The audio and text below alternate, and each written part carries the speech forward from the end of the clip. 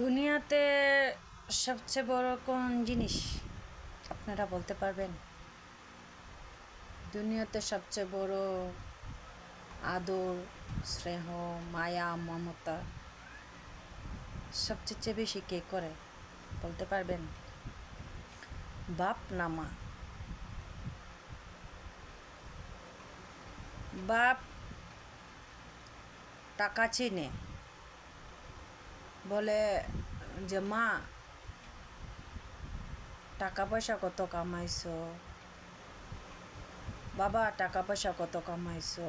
মানে এক বাপ বলে ছেলেদের, ঠিক আছে, ছেলে হোক মেয়ে হোক, কথাটা বলে।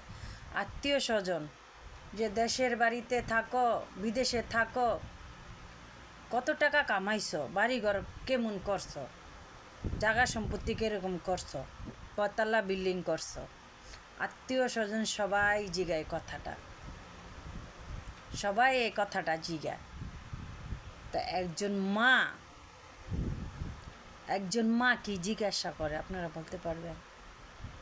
একজন মা সে জিজ্ঞাসা করে যে আমার মেয়ে এত কষ্ট করে কাজ করো, খাওয়া দাওয়া করছো। সে আগে খাওয়া দাওয়ার কথা জিজ্ঞাসা করে, ঠিক আছে।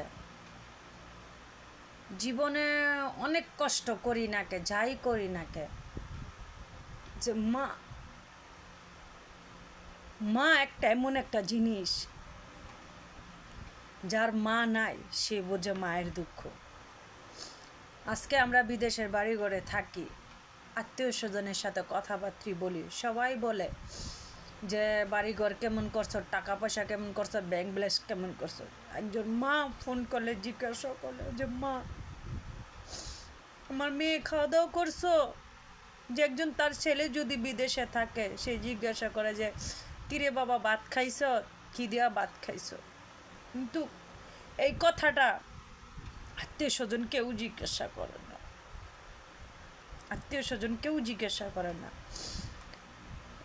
এই জন্য কথাটা কেন বললাম জানেন?